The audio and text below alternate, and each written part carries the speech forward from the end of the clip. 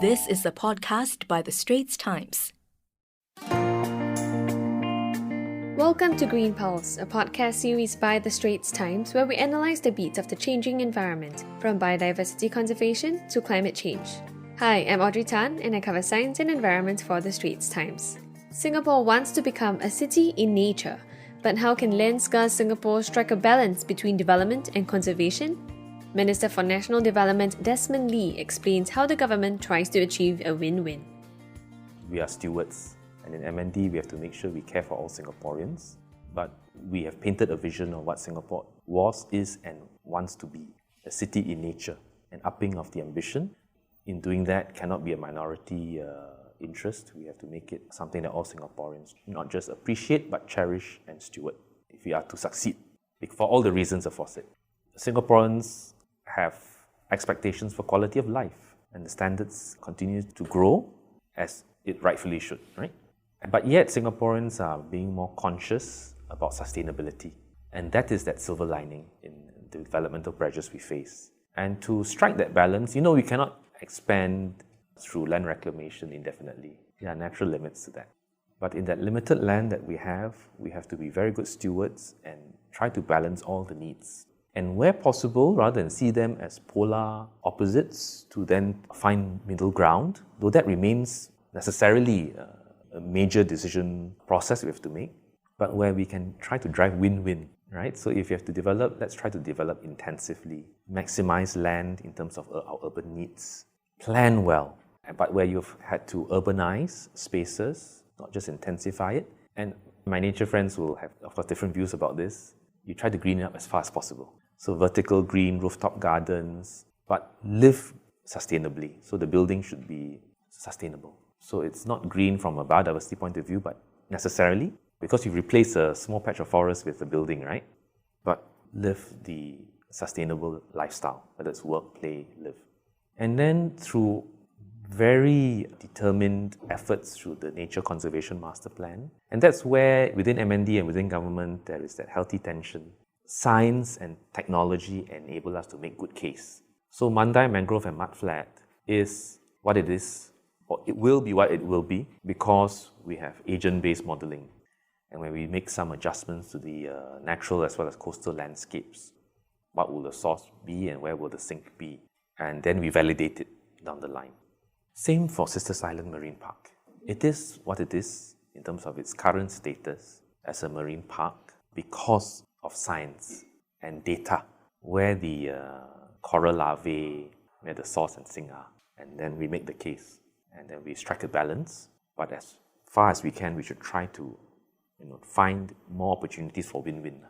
So striking a win-win is of course the ideal situation for every development project. But with Singapore's forests getting more fragmented, do you think that more can be done to look at conservation not just on a per project basis, but on a larger scale landscape approach? I mean, for example, the construction of the new Tengah town on secondary forests has come under a lot of flack from the nature groups, who have wondered how effective the measures proposed will be in helping wildlife get from the forest in the west to the central nature reserves. So they point out that, for example, even though while there are measures like forest corridors within Tengah itself, these corridors may not necessarily provide enough connectivity to other forest patches because of the development around the development site. So how can we ensure that despite our urbanization, wildlife can still find corridors to move from one forest patch to the next? Yes, I agree with you. There are many lessons we continue to learn every time we develop. You've been very effective in pointing out some of these lessons that we have to continue to learn. You've seen how some of these things work, right? Rope bridges, culverts under roads to enhance connectivity. We can make adjustments to the planting palette, even the green spaces we protect. All these still can be done, even as we continue to develop this Tengah Forest Town. So I think don't see that as entirely cast in stone. There are still opportunities to enhance the ecological connectivity in a way that will benefit the future residents of Tengah Estate. Just as in Bidadari, I'm not sure whether you recall, very early on, because when I joined MND, we brought NSS, the bird group, because they had pointed out certain hillocks that were very valuable as landing zones for migratory birds. And then we found win-win solutions. Of course, there was some sacrifice in terms of the overall housing, massing, number of units, but I think it's a good outcome. Now, if you like what you're hearing so far, do subscribe to our series Green Pulse on Apple Podcasts or Google Podcasts or even on Spotify and like us and give us a rating. Now back to our conversation with Mr. Desmond Lee, Minister for National Development, on how land-scarce Singapore will strike a balance between development and conservation. So, Mr. Lee, you are well known and appreciated among the nature community for your efforts to foster greater consultation between them and the policymakers. So why is this something that's important to you? I have said it in Parliament in budget. Is it recently? I think I said it. About how some friends in the nature community have given very tangible examples of how they think, number one, engagement with agencies have in some instances improved and in some instances should continue to improve. And secondly, they've also cited to me instances where stronger coordination among developmental agencies can achieve better outcomes. You know, some years back, as part of Festival of Biodiversity, we started this second piece where after FOB, we have different work groups. So imagine, pangolin, right? They have for conservation of pangolin. So specific species that we want to do species recovery efforts, including habitat enhancement. We bring the other planning agencies together. LTA because for the potential for doing culverts, and parks because of the road bridges, URA, PUB for drains and all that, all in at the working level to make this happen. Because a lot of this at the micro level can make a real difference. It doesn't have to be all just big projects. Of course, those are important, but also on a day-to-day basis. When you lay new roads, do new drains, some of these elements can be incorporated in. But we have to make the effort. So that's interagency planning at the high level for big projects, but also at the micro level for the day-to-day. Then in terms of the willingness, the existence of skill sets, comfort, processes to engage early, engage deeply, engage in a spirit of partnership as co-stewards of all these things that we do, I think this continues to be work in progress. So it is not just the agency knowing how to engage better, it's also the relationships that the people in the agency build and establish and nurture so that there is trust. And when you trust and you have a relationship with someone not in your organization, you are then more prepared to open up.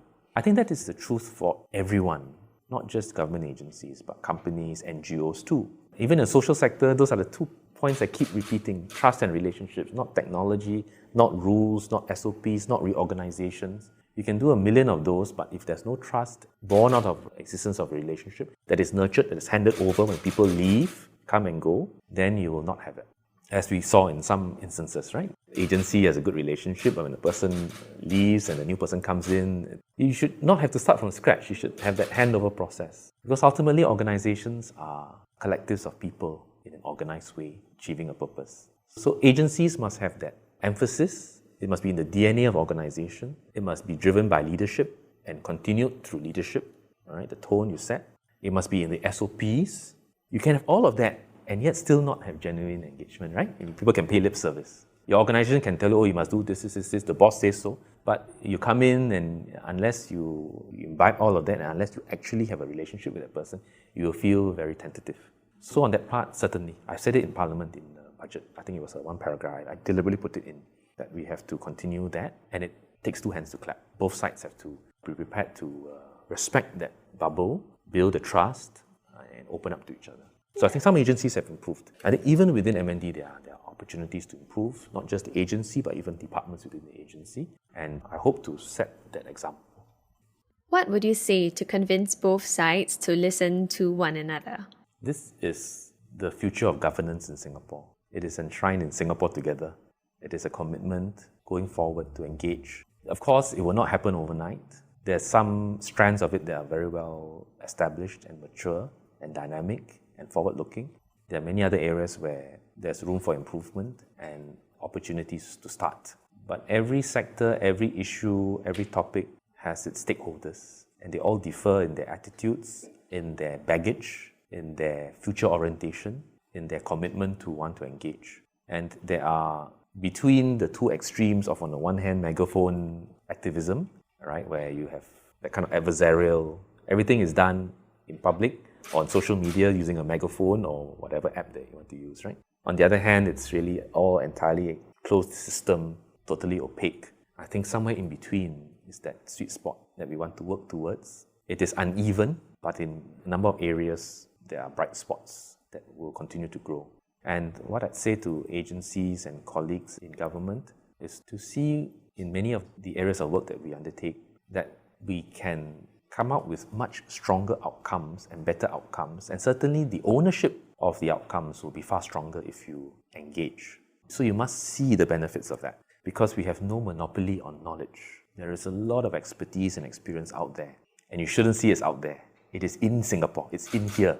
It's Singaporeans and friends of Singapore who want to contribute their expertise and their experience. And we see that not as government but governance. But then once you have encapsulated that, then you have to see how to do it. And if your planning cycle is so short, or if you only open up too late, and you've cooked everything and you put it out there, you will naturally, because of time pressure and all that and a budgeting cycle, not be quite in that frame of mind to want to chop and change and overhaul. But if you engage much earlier, but first you must trust, if I go and tell you I'm going to have this idea, and especially if it's market sensitive, it's going to be price sensitive to, stocks and shares and properties, value and all that.